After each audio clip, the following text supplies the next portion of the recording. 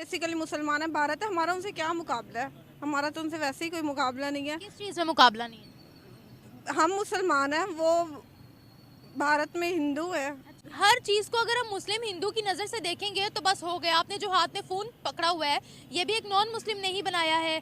बात हिंदू मुस्लिम की नहीं है, आज वो बहुत तरक्की कर गए हैं। इसरो जो कंपनी है ना, इंडिया की जो स्पेस एजेंसी है, ये इस तरह की जो ये नासा को टक्कर देने वाली चीज़ें हैं या उनसे उनको ऑब्ज़र्व करते हैं ये लोग। तो मुझे ये लगता है कि अगर हम इनके मिशन की बात करें, पीछे चंद्रयान वाले की बात करें, तो काफ़ी सक्सेसफुल रहा। पूरी दुनिया के अंदर एक इंडिया की बड़ी अच्छे तरीके से एक हाइप क्रिएट हुई थी। कि इंडिया अब रीजनल हेजमनी ख़ुद को रीजनल हेजमन समझता है। ठीक है, अगर रीजनल हेजमन समझता है तो इसका मतलब है कि रीजन की पॉलिटिक्स को इंडिया अपने हिसाब से मैन्यूवर करता है। लगता है कि हम स्पेस तक रसाई हासिल करेंगे।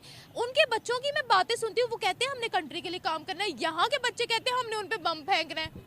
देखिए, ये तो एक्सट्रीमिस्ट माइंडसेट है ना। हमारे माइंड्स की डेवलपमेंट ही ऐसे हो चुकी है कि लाइक इंडिया हमारा दुश्मन है, इससे आगे हम लोग नहीं करना चाहते।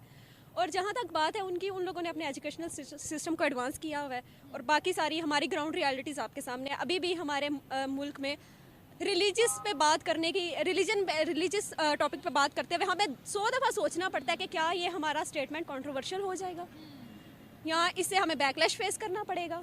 ये सारी चीज़ें हैं। ठीक है, उन लोगों ने सेकुलरिज्म को किया हुआ है राइज, और इसी के ज़रिए वो लोग आगे जा रहे हैं। अगर हम कहते हैं कि हमने चांद पे जाना है तो कुछ मौलवी फतवा देंगे कि चांद पे कैसे जाना है, ये हो गया वो हो गया। आप तो कायनात के निज़ाम के खिलाफ जा रहे हो। अल्लाह ने आपको अगर चांद पे भेजना था तो अल्लाह आपको चांद पे ही पैदा कर देता, अल्लाह ने आपको ज़मीन पे क्यों पैदा किया? ये सारी चीज़ें, ये हमारी जो रियलिटीज़ है ना, ये हमें आगे नहीं बढ़ने दे रही। और इसरो की एक और कामयाबी जो है वो अनकरीब हमें देखने में नज़र आ रही है। मंगलयान 2 मिशन में जो है वो अनमेन्ड एरियल व्हीकल जो है वो हेलीकॉप्टर को लैंड कराने जा रहा है, जिस पे मार्स को जो है वो स्टडी किया जाएगा।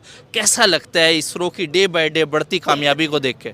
देखिए, Indians they are producing scientist.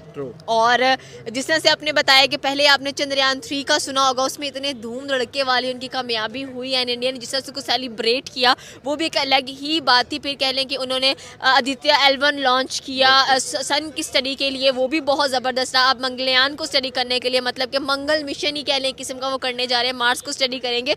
तो मैं समझती हूँ कि आई थिंक सो कि ये इंटरेस्ट की बात है एंड कह लें कि ये आपके बच्चों की बात है कि आप अपने बच्चों को कितना ज़्यादा एजुकेट करें साइंस के लिहाज से एंड कितना कुछ मैटर कर रहा है आपकी अपनी कंट्री के अंदर। राइट नो अगर देखा जाए तो हम यहाँ पर रहकर हमारे मुल्क में हमें नहीं पता कि हमने कितने मिशन लॉन्च कर लिए। सुनने में आया था कि पाकिस्तान भी कुछ ना कुछ करने जा रहा है, बट राइट नो आज तो पहले मुबारकबाद देना चाहिए कि पाकिस्तान के प्राइम मिनिस्टर ऑफिशियली सिलेक्ट हो चुके हैं एंड सुन के हैरान हुए कि शहबाज शरीफ बन गया प्राइम मिनिस्टर। प्रैक्टिकली देखा जाए तो इंडिया की सिग्निफिकेंस ग्लोबल थिएटर में एक बहुत ही अहम रही है ड्यूरिंग कोल्ड वार के बाद जो पूरी वॉर एंड टेरर हुई। वॉर एंड टेरर के बाद जो भी ग्लोबल डायनामिक्स का शिफ्ट आया है उसमें इंडिया का एक सिग्निफिकेंट रोल रहा है। और ये कॉन्फ्रेंसेस होना, पैक्ट्स बनाना और उसमें अपना एक मेजर कंट्री होना, ये इंडिया हमेशा से रहा है। आप उनकी पार्टीशन के बाद देखें कि वो नॉन अलाइनमेंट मूवमेंट में रहे और नॉन अलाइनमेंट मूवमेंट में वर्ल्ड को लीड किया।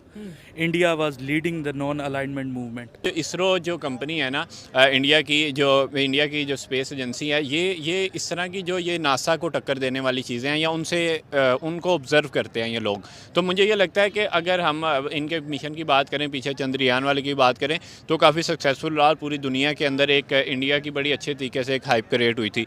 तो ज़ाहिर बात है वो अपने मुल्क को वो चाहते हैं इस तरीके से आगे लेके आना हर किस्म की टेक्नोलॉजी में। और स्पेस एजेंसी जो होती है ओवरऑल, अगर हम पाकिस्तान की अगर बात करें तो इनमें शायद किसी को नाम नहीं आता होगा कि स्पेस एजेंसी क्या है। तो मैं तो ये कहती हूँ मुसलमान है, हम तो बेसिकली मुसलमान है, भारत है, हमारा उनसे क्या मुकाबला है? हमारा तो उनसे वैसे ही कोई मुकाबला नहीं है। किस चीज़ में मुकाबला नहीं है? हम मुसलमान हैं, वो भारत में हिंदू है। हर चीज़ को अगर हम मुस्लिम हिंदू की नज़र से देखेंगे तो बस हो गया। आपने जो हाथ में फ़ोन पकड़ा हुआ है ये भी एक नॉन मुस्लिम ने ही बनाया है। बात हिंदू मुस्लिम की नहीं है, आज वो बहुत तरक्की कर गए हैं हमसे, और हम किस चीज़ में उनका मुकाबला कर रहे हैं? मेरा मतलब मेरा कहने का मकसद ये था कि जो पाकिस्तानी है, हम जो मुसलमान है ना, बेसिकली हम अपना अगर इस्लाम को ही फॉलो करें ना हज़रत उमर के, तो हमें तो जो है हम तो पीछे रह ही नहीं सकते। हमने अपने इस्लाम की तालीमात छोड़ दी। हज़रत जो हम दूसरे ममालिक में भी देखें, अमेरिका वगैरह हो गए, वो हज़रत उमर उनकी तालीमात को फॉलो करते हैं। हज़रत उमर की। अगर हम अपने मतलब ये सारा कुछ फॉलो करें, हम पीछे रह ही नहीं सकते। आप देखें ना, पाकिस्तान, हम जो मुसलमान हैं उन्होंने मेहनत करना छोड़ दी है। ये सारे जो ताजमहल वगैरह, ये सारे ट्रेन वगैरह, ये सारे मुसलमान, अगर हम हिस्ट्री देखें तो सारी जो तरक्की वो मुसलमानों के दौर में ही हुई है। उन्होंने जो है इंडिया में मुसलमानों ने हुकूमत भी की और कई साल की है। बेसिकली जो पीछे रहने की वजह वो है मेहनत। हम यही क्यों, तो हम हमारे पीछे रहने की यही वजह कि हमारे अंदर मेहनत की कमी है। हमारे अंदर मेहनत की कमी है। आज सऊदी आ गया है, दुबई आ गया है हमसे, भारत 5वें नंबर की इकोनॉमी बन गया है।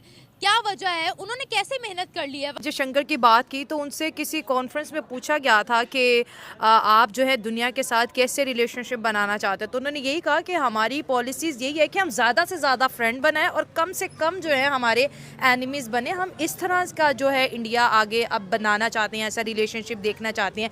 सर, बात यहाँ पर एक ये भी हमने देखी कि 115 कंट्रीज़ वहाँ पर इकट्ठी हो रही हैं, ठीक है, और दुनिया के मुद्दों पर जी बात की जाएगी वहाँ पर। अगर चाइना, जिसके इंडिया के साथ बहुत से ताल्लुकात बिगड़े भी रहे हैं, बॉर्डर्स पे आपको पता है LAC के बहुत से मसले उनके साथ रहते हैं, अगर चाइना बैठता है इंडिया के साथ, व्हाई नॉट पाकिस्तान? उसकी रूट्स में जो देखता हूँ ना, रीज़न वो ये है कि अगर कंटेम्प्रेरी टाइम्स में बात की जाए, उसका ये है कि इंडिया अब रीजनल हेजमनी, ख़ुद को रीजनल हेजमन समझता है, ठीक है। अगर रीजनल हेजमन समझता है तो इसका मतलब है कि रीजन की पॉलिटिक्स को इंडिया अपने हिसाब से मैनूवर करता है और it's a big achievement for Indians. तो मैं समझती हूँ कि हमारे लिए भी ऐसी अचीवमेंट्स होनी चाहिए। जितनी अचीवमेंट्स होंगी उतना हम लोग आगे ग्रो करेंगे और हम लोग आगे जाएंगे।